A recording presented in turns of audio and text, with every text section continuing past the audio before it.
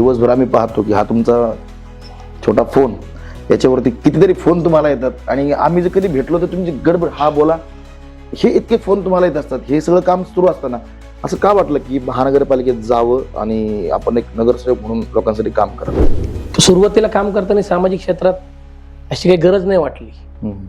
की आपण राजकीय क्षेत्रात यावं, परंतु काही ठिकाणी अडचणी येतात.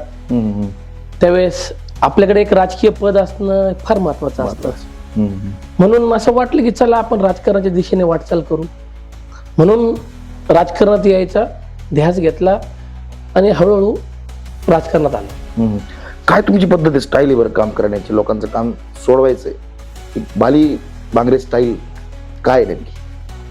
तत्परतेने काम झालं पाहिजे लोकांचं, की अशी माझी एक इच्छा आहे की सर्वसामान्य कुटुंबातील लोक ज्यावेळेस आपल्याकडे येतात तर ते एका अपेक्षेने आपल्याकडे येत असतात.